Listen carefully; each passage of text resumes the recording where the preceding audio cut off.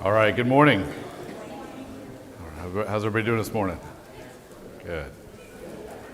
Before we get started, maybe we'll start with a word of prayer. I ask Brian if you would mind leading us in a word of prayer to get us started this morning.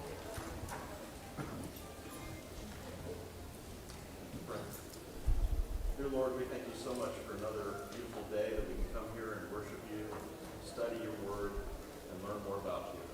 We thank you so much for everything that you've done for us. We thank you for this church here, this church family. Be with Kevin as he speaks to us. Be with us. Help us to have open minds, open hearts as we learn your word. Forgive us our sins. In Christ's name we pray. Amen. Amen. Thank you, brother. So we'll start off a little different this morning. One of the things we talked about in the planning of the class was taking the opportunity to kind of reinforce what we've been learning by doing a few drills along the way. We haven't really done much of that thus far, but I thought we could start off today's class with testing our memory a little bit. So what I'm going to do is I'm going to mention a story or a character that we've studied, and you guys tell me what chapter of Genesis we find it in, okay? But make sure we spread the opportunity around a little bit. If you answer one correctly, you don't get to answer anymore after that. So plan your answers wisely. We're one big team. We can do it. Okay? You guys ready to get started? All right. Let's try this out. The Tower of Babel. Yes. Genesis 11. Very good. All right. You're out. You're good. You win. Well, you're out. Whatever. I didn't think about the rules too carefully. Enoch walked with God.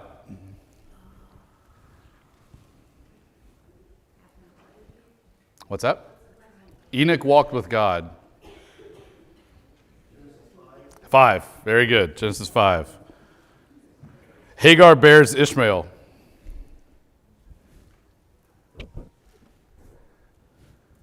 If I hear pages flipping, I know you're cheating. I'm just kidding. 16. It is. Very good.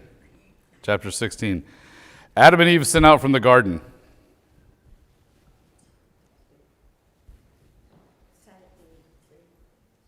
Is it 2? 3. It's 3. Chapter 3. Yeah, she didn't answer right, so she can answer again. That's right, exactly. Noah builds the ark. Chapter 6. Correct. The covenant of the rainbow. Ish. What's that? 9. Correct, 9. Abram becomes Abraham.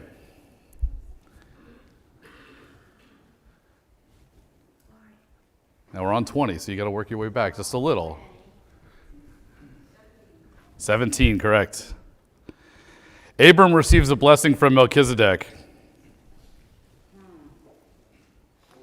14, that's right, 14. Cain murders Abel. 4, yep. Abram returns from Egypt and separates from Lot.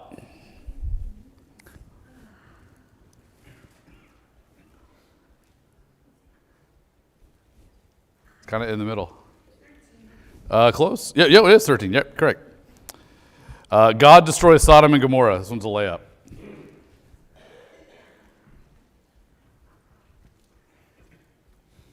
I thought 19. Yeah, we just covered that one. Okay. All right, not bad. We got them all. Good job. You guys can take a break at 9:40 for winning. I thought about offering like free babysitting for my kids, but I didn't figure anybody would want that one. Anyway, so we ended chapter 19 with Lot and his daughters bearing children. That's the last time we hear about Lot here in Genesis. So here in chapter 20, we pick back up with Abraham. And so we'll start chapter 20, verse 1. Now Abraham journeyed from there towards the land of the Negev and settled between Kadesh and Shur. Then he sojourned in Gerar. Oh, I need my clicker here.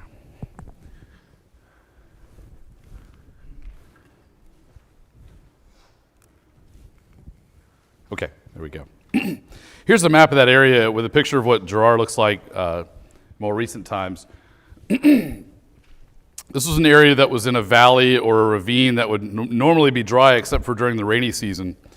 And it's not on this map, but coming from Hebron or Mamre, wherever he was prior, would have taken him a little south, but mostly west, maybe 25, 30 miles away. So probably under the T in Philistia on this map. We don't really have any reason for why Abraham journeyed here, but from this point on, he will live in this region of Beersheba. So this is kind of where he's going to settle for the foreseeable future here.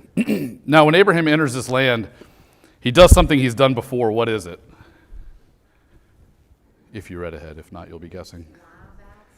He lies about Sarah. Right, exactly. He says that Sarah is who? His sister. When was the last time he did this? In Egypt, yeah, in chapter 12. He's going to Egypt. Why did he go to Egypt again? What's that? Can't remember. It's okay. I've asked a lot of questions already. It's only 6 minutes after. There was a famine in the land, right? So they went to Egypt. There was a famine in the land. And he, upon entering Egypt, they were coordinated to say that Sarah was his sister. And what happened then? What happened to Sarah as a result of this? Or Sarai at the time. What happened as a result of this? She was taken by the Pharaoh. Yeah, word got to the Pharaoh that she was very beautiful, and she was taken into his house. Now, if you remember, Abraham benefited from this. The original reason why they participated in the lie was beneficial to him. We'll get to that in a minute. But he got sheep and oxen and donkeys and camels and all sorts of stuff out of the deal because Pharaoh had taken Sarai into his house. What did Pharaoh get out of the deal? Yeah, Jai? Okay. That's a good question. We'll get to that later. I got that a little bit later on, okay? Well, the question, no, it's fine. Yeah, the question was he justified in lying? And we'll definitely talk about that. So don't let me forget. What did Pharaoh get out of this deal?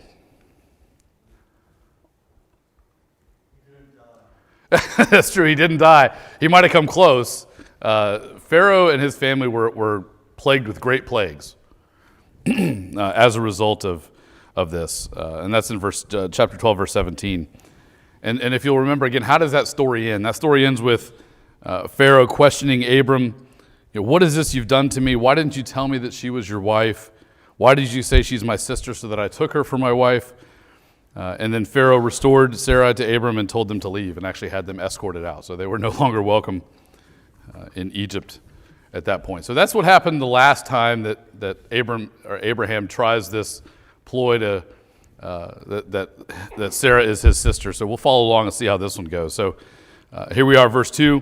Abraham said of Sarah, his wife, she is my sister. Okay, so here we are. We've established that this is going to be their approach again. So Abimelech, king of Gerar, sent and took Sarah.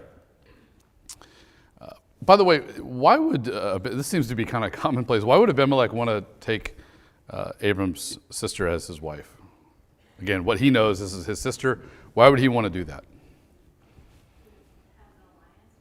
Yeah, exactly, to kind of create an alliance. At this point, Abraham was probably pretty well known at this time for his wealth, and certainly others would have seen that. And it's possible that he wanted to marry his sister to strengthen bonds, to strengthen an alliance between the two of them, and had that be mutually beneficial. Unlike the previous encounter, though, nothing is mentioned about Sarah's beauty, which doesn't really seem to indicate that she's no longer beautiful, but I think likely supports that it's not the primary reason for Abimelech to want to take her as his wife. So likely it would be for an alliance. But verse 3, but God came to Abimelech in a dream of the night and said to him, behold, you are a dead man because of the woman whom you have taken, for she is married. So right off the bat, this is a little bit different of a situation, the encounter with the Pharaoh. God directly intervenes with a pretty serious direct message to Abimelech. I got. Can you imagine going to bed, especially maybe if you're a God-fearing person, and having God come to you in a dream and say, for this you're surely dead. I got to imagine that was probably pretty jarring, pretty eye-opening, pretty real for Abimelech. But Abimelech appeals to God in verses 4 and 5. Now Abimelech had not come near her, and he said, Lord, will you slay a nation even though blameless? Did he not himself say to me, she is my sister? And she herself said, he is my brother. In the integrity of my heart and the innocence of my hands, I have done this. So Abimelech is appealing to God's justice here. We recently studied another appeal to God's justice. Who made that appeal? Abraham? In what circumstances did he make that appeal? Yeah, to not destroy Sodom, right? And I mean, there's a significant portion of chapter 18, at the end of chapter 18, that's dedicated to that. This conversation of, will you not for 50 people, for 45 people? And he keeps going down to, for 10 people, will you not destroy the city? So Abraham himself has appealed to God, and we see Abimelech doing the same thing. Verse 6 and 7, then God said to him in the dream, yes, I know that in the integrity of your heart you have done this, and I also kept you from sinning against me. Therefore I did not let you touch her. Now therefore restore the man's wife, for he is a prophet, and he will pray for you, and you will live. But if you do not restore her, know that you shall surely die, you and all who are yours. Okay. So what does God recognize with Abimelech here?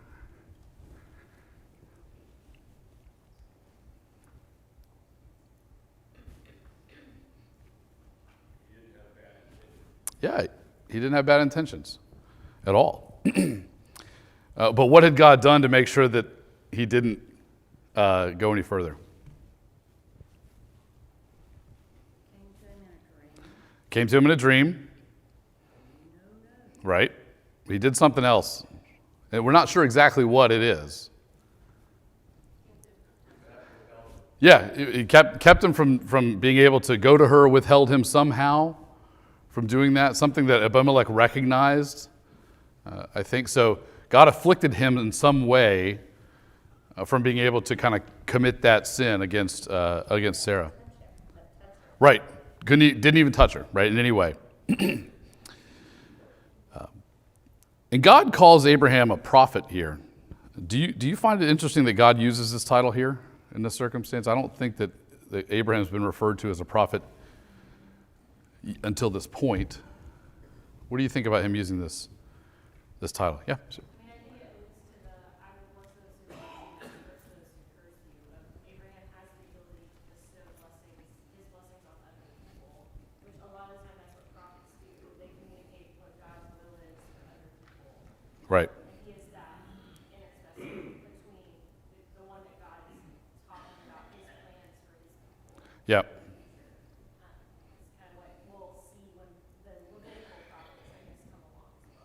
Yeah, and Maria kind of at this point, a prophet was someone that kind of was someone who speaks on behalf of a deity, right? In this case, God. In other cases, it would be maybe other gods, depending upon their beliefs. But we're not sure exactly when Abraham had done this. It's very possible that in Abraham communicating the promises to others, that would have been an instance where he was speaking on behalf of God. It could have been when he was leading others to be circumcised or teaching them of why this would matter. But there's nothing specifically indicated as to when Abraham does this. But this is exactly how Abimelech would need Abraham, what Abimelech would need Abraham to do in verse 7. Because he said that, go to this man and restore her, and he will pray for you. Yes? Well, it's more of a question. So, Abimelech is in the wrong, and Abraham is in the wrong. And then he says to go to Abraham, so Abraham can pray for Abimelech, and Abraham put him in. Yeah. Yeah. I mean, I think it's clear that Abraham's in the wrong, right? They planned this deceit for a reason, which I think we'll talk about. And whether this was customary or not, Abimelech was wrong because he wasn't. I don't think he was intentionally wrong. Right? He was unintentionally wrong. Yes, he was. Absolutely. And so one of the reasons I kind of called this out is because we think of most prophets. There are examples of prophets that are not great, right? Balaam for one, but we think of a prophet as being a pretty positive thing, right? Or it would carry a certain esteem that I don't think Abraham is carrying here. Now Abimelech wouldn't necessarily know that, but we can see that as a reader, that maybe being called a prophet is a little bit interesting, given that he's shown this willingness to be so deceitful about Sarah. Yeah, Steve. This goes back to what Josh said the other day, that these were fallible people. Yeah. They made mistakes. Yet the New Testament writers hold them in high regard in Hebrews the 11th chapter, 2 Peter 2, righteous Lot. We don't see from the narrative anything righteous about Lot. But Peter saw something in him that we don't. And what it says is that the fallible are accepted by God if they make good choices. It goes back to either Ezekiel 18 or Jeremiah 18. That if a righteous man does wickedness, he's going to be destroyed. If a wicked man does righteousness, he's going to be exalted. So it is hope for us, and it shows the mercy and grace of God. Yeah, I agree. And those are points that I think we'll talk about again here in a little bit towards the end. But yeah, I mean, it shows, really, it makes these people more real, I think, to us. That there were real fears or real things that kind of that caused them to stumble and have not have complete faith. And I think that's exactly where we are today. That's right. You were going to say something. Well, I don't know where this is, so it may not be true. Okay. But I had heard that she was his half-sister. We'll get to that. Yeah, that Yeah. maybe one of his dad's other wives, Yep. maybe. Well, maybe. We'll get to that. So, oh, No, you're all over it. You guys, I should just have asked you guys to come up here and cover this for me. Anyway, so to the point that we're making is, or that has been made is, Abimelech may be unintentionally wrong, but Abraham certainly is in the wrong. And I think that it is interesting to me that it may not be the behavior that we would normally expect from a prophet, right? But certainly God, I think, is maybe establishing what Abimelech was going to have to do in order to restore him and his household. So, okay. Oh, okay. So let's go to verse 8. So Abimelech arose early in the morning after this dream and called all his servants and told all these things in their hearing, and the men were greatly frightened. But then Abimelech called Abraham and said to him, "What have you done to us? How have I sinned against you, that you have brought on me and on my kingdom a great sin? You have done to me things that ought not to be done." And Abimelech said to Abraham, "What have you encountered that you have done this thing?" So basically Abimelech asks, what did you do? What did we do to you? And why did you do this? What do you think of these questions?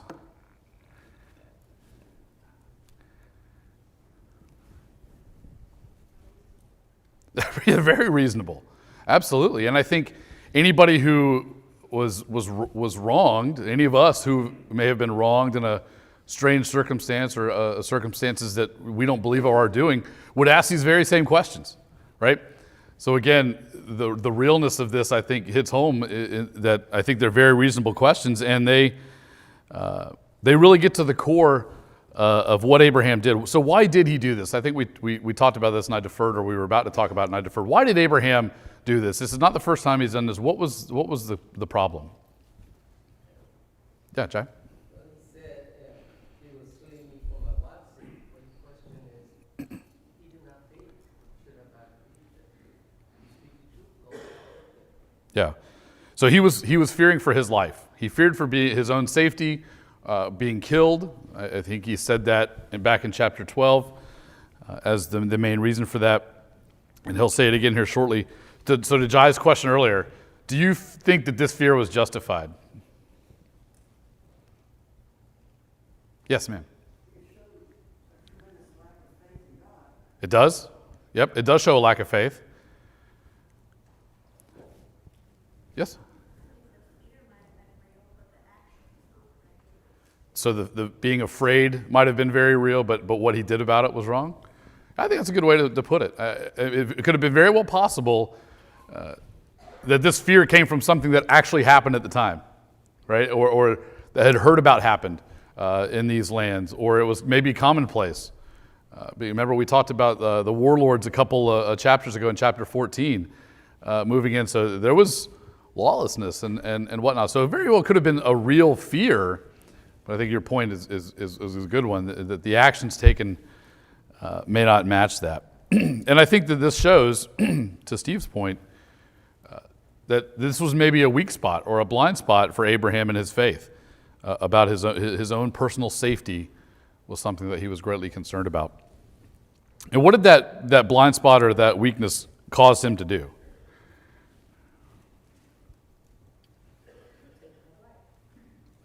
Yeah, it certainly resulted in taking his life, but he really acted in his own interest, right? With little regard for what would happen to others. He really asked the question, what does this do for me? How is this going to help me? This is inwardly focused on him. He had to know there would be impacts, right? There were impacts in chapter 12 when he did this in Egypt. He didn't ask, though, what will it do to them?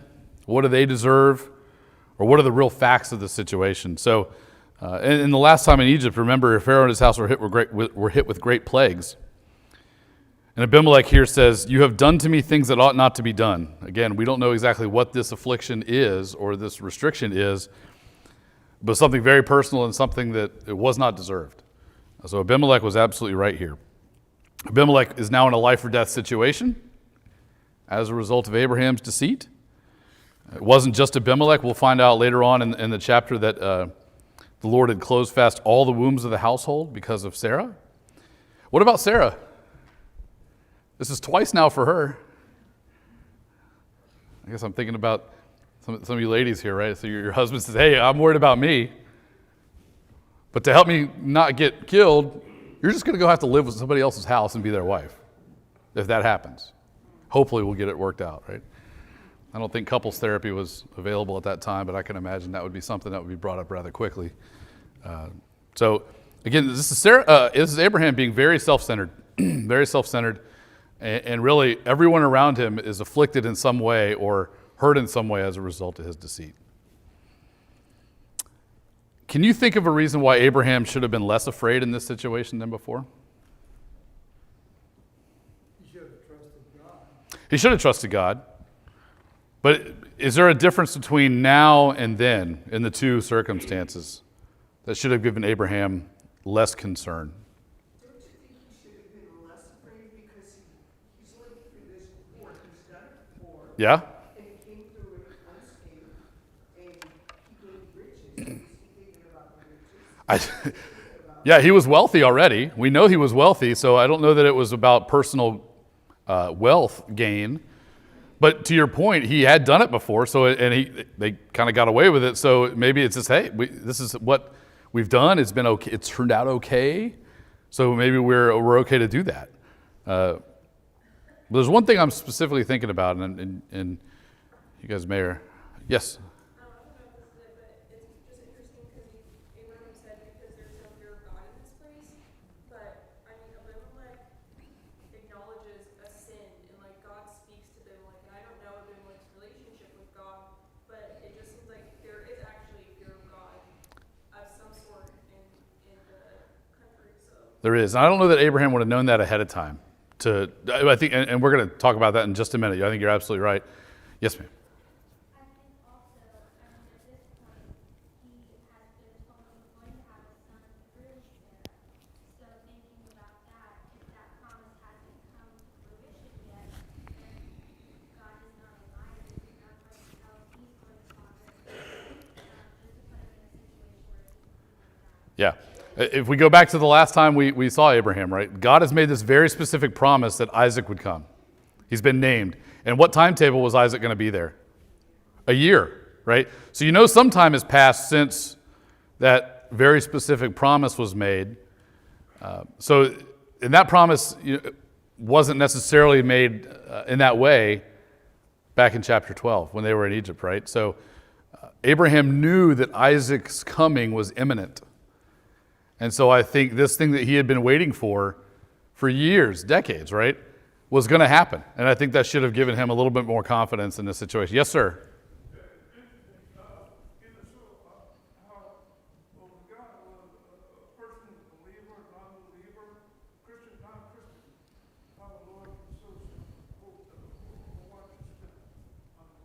Absolutely. I agree with you. So this event would have been approaching. It would have been reasonable to think that God would have protected both Abraham and Sarah, given that God said he would fulfill this promise soon, right? Again, on the flip side, this had worked for him before, and he's going into this situation not knowing Abimelech's status or his belief in God. But I would think if God had made that very specific promise, I don't think Abraham doubted the other promises as much as he may have questioned or wasn't sure about this one. I think there's a very specific reason. So Abraham responds to Abimelech, and he gives three parts to his response. Well, verse 11, Abraham said, "Because I thought surely there is no fear of God in this place, and they will kill me because of my wife." How do you think that, this is the first thing he says, right? How do you think that might come across? It's all about him. It is all about him, right?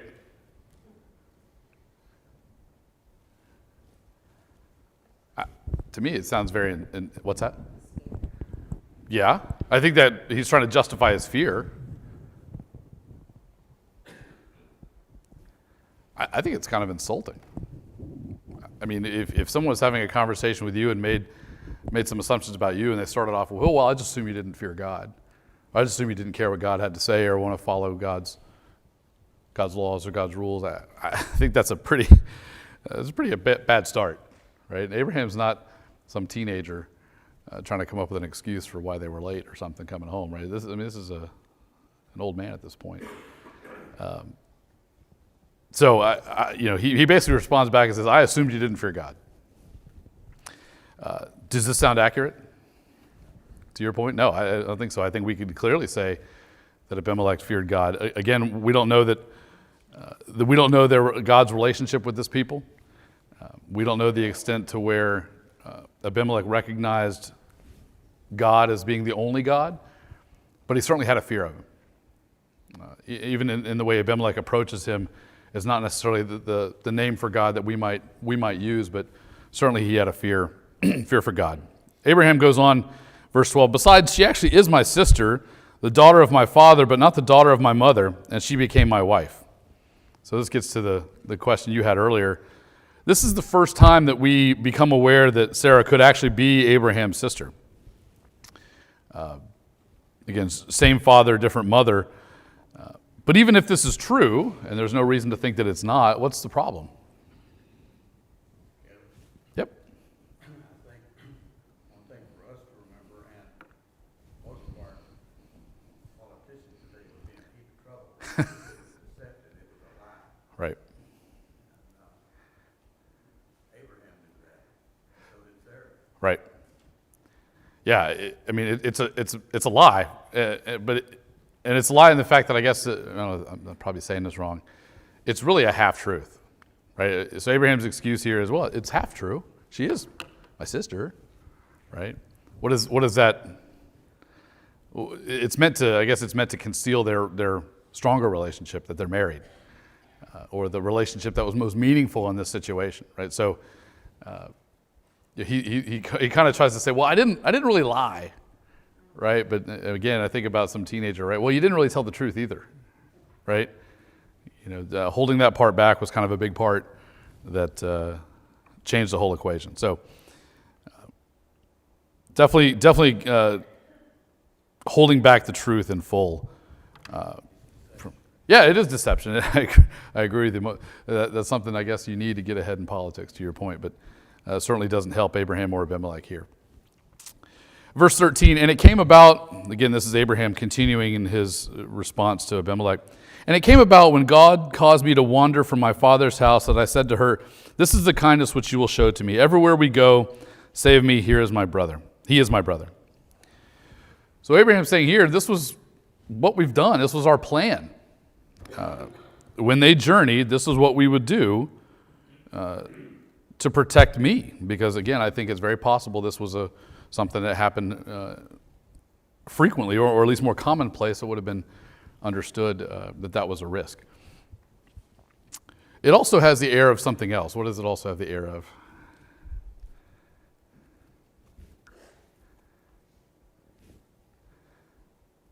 I got to get better at my questions today. I must be off of my questions. I think it has the air of blaming God. Right, when God caused me to wander from my father's house. So God sent me So this is what we had to do to kind of protect ourselves, or to protect myself. I'm not saying that's what Abraham's really trying to get across here, but I'd most certainly think that God didn't instruct him to be deceitful about his wife, right? And so it's almost like God has put me in this situation, so this is what I had to do. This is what we've done. And I think that Abraham coming up on this plan on his own is exactly the problem. So all in all, how do you think about Abraham's answers here? Maria? I don't know, I mean, I don't know what to make of this, but I find it really interesting that God doesn't ever rebuke Abraham either this time or in chapter 12. I think it's worth considering why God would let him do this. You know, God doesn't come out and tell him that he lied or that he's deceiving them. You know, and if he was truly sinning, I feel like we would have seen some sort of rebuke from God, you know, or maybe that's not shown to us. But I find it super interesting, like we go, oh, Abraham lied, you know, he did all this, but God never says that he lied or that that's in the text for us to point to. God is only shown that God is punishing the people that are doing this to Abraham, which I don't know what to make of that, but I do find it really interesting that we kind of do it one way when we don't see God's side. Yeah, I think it's a great point, and I think, you know, again, we'll maybe cover this, maybe we'll get to it, maybe we won't. I think it just makes these characters more human to me. But God has to intervene, right? So it's not just a natural course of events, right? It's a situation that needed to be resolved. So whether God punished Abraham or not, or you know, we don't know. But just like God intervened on behalf of Lot, right? Just 2 chapters ago, God's intervening on behalf of Abraham.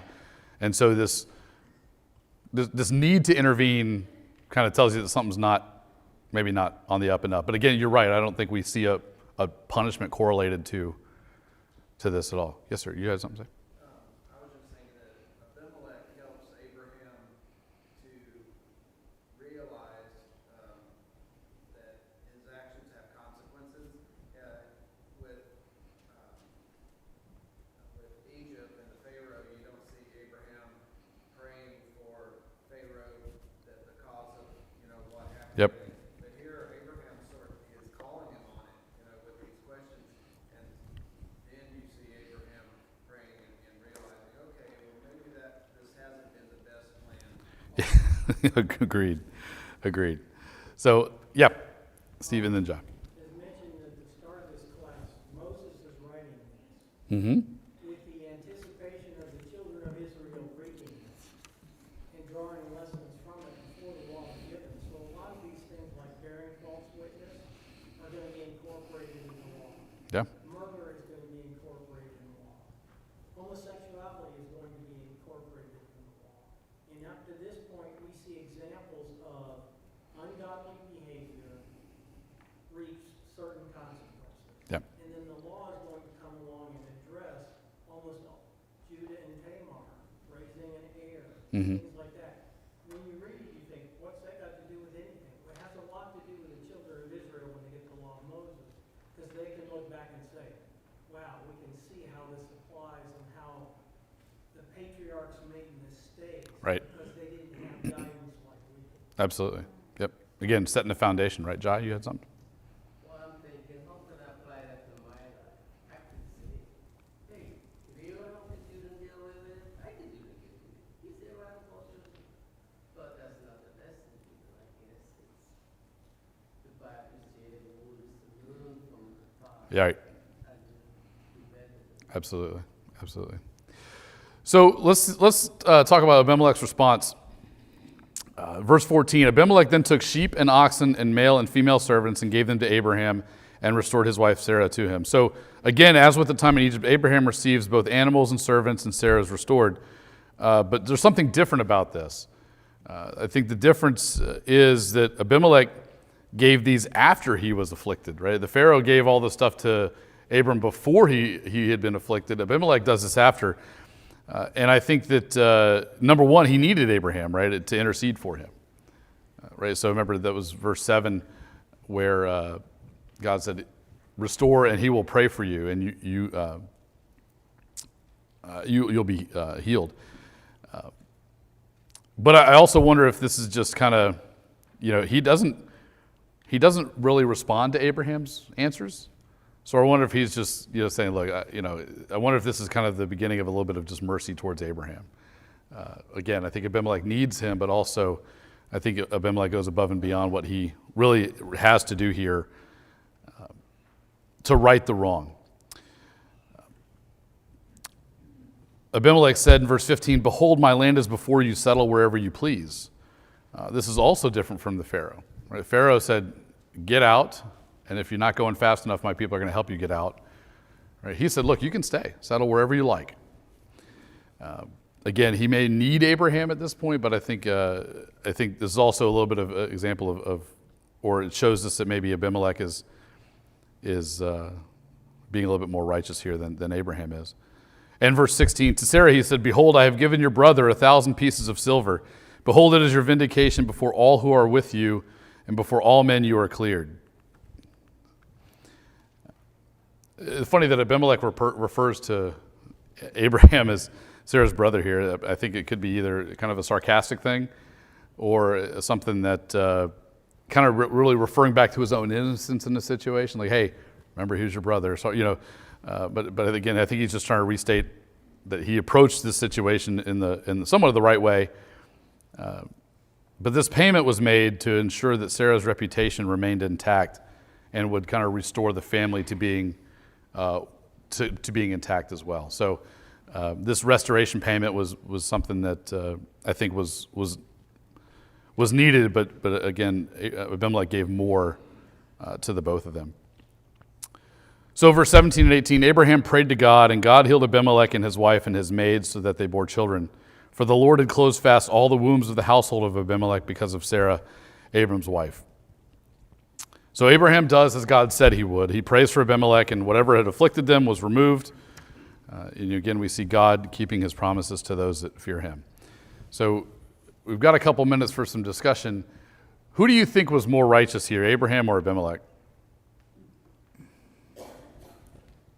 We may have touched on this a little bit earlier, but let's talk about it again.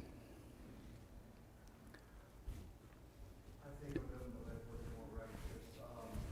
From my viewpoint, God told him in Genesis 18 that you're supposed to direct your children and your household in the ways of the Lord.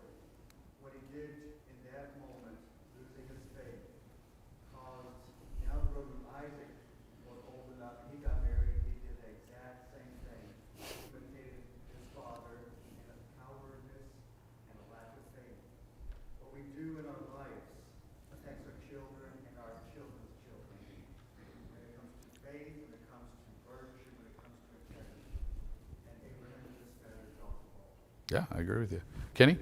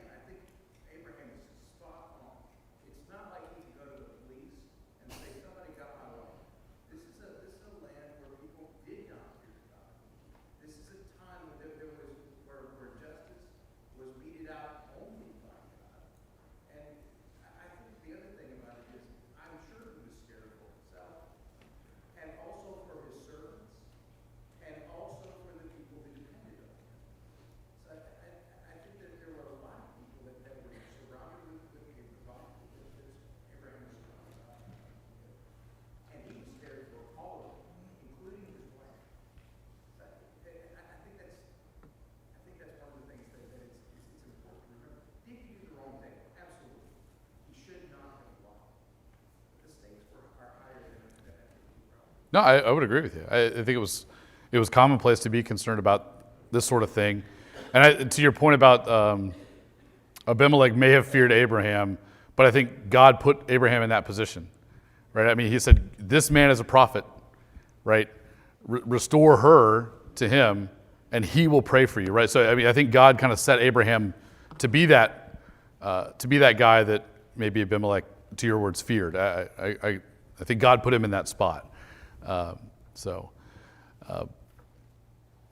I kind of think Abimelech was kind of the most right. But that's my opinion. Abraham certainly had the right to be afraid, but I think he did all the things that he was asked or told to do by God in order to restore him. Now, and I think he sought her for honest reasons, whether they were the right decision or not. But Abraham certainly does take care of Abimelech through the prayer. So how would you describe Abraham's faith here? I think we've talked about this a little bit, that maybe this was a blind spot. This is a weakness for him, this fear, a very real fear. But how would you describe it? Or how do you kind of summarize it to this point?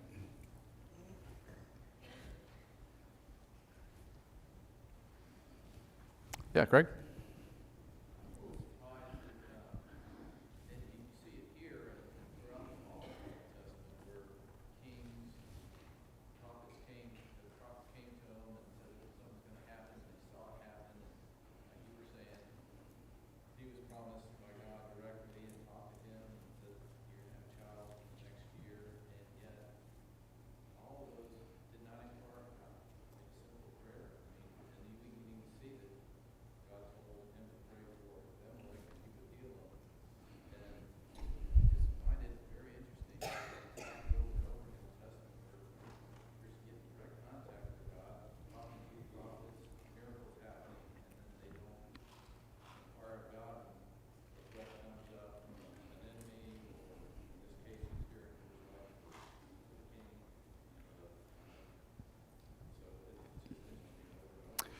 Yeah, I feel like there's a little bit of we trust that God's going to take care of the big stuff, right? These promises will come true, these things will happen, but sometimes it's this other stuff, and I'm not saying his personal safety was a little thing, but along the way, there's little things that kind of get in the way, or smaller things that get in the way, and maybe we don't trust God as much on those things. Well, I'll handle that, or I'll take care of that in my own.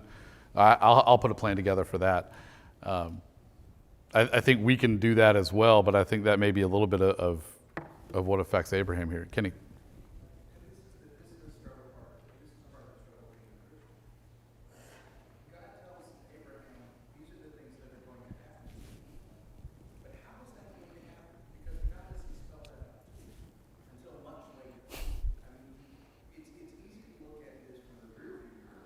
Yep. Yep. You've got 3 or 4 decisions in your life that are all going to be like, which direction should you choose? Well, which direction will God be? And will God be in all of those directions?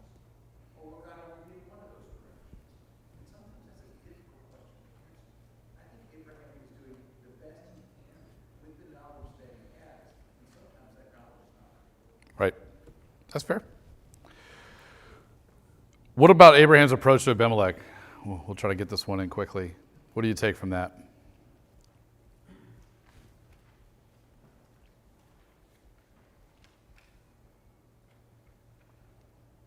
I think it's possible that we could look at that and say Abraham made some pretty big assumptions about him or the land, and again, whether they truly feared God in the same way or not.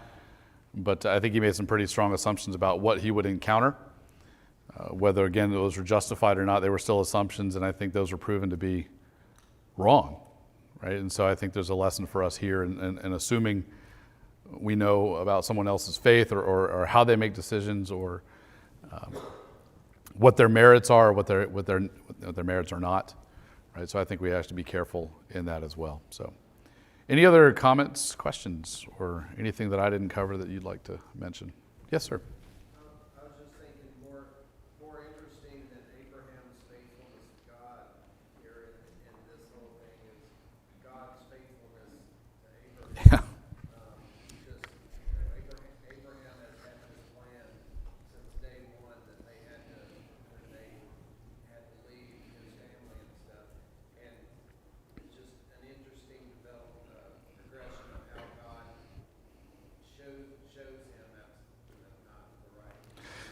Yeah, there's a great quote, and I skipped over it, but I'll read it just because I think we see that God is faithful and keeps his promises no matter what man throws in the way. And this quote from this author says, this chapter, on the brink of Isaac's birth story here is the very promise put in jeopardy, traded away for personal safety.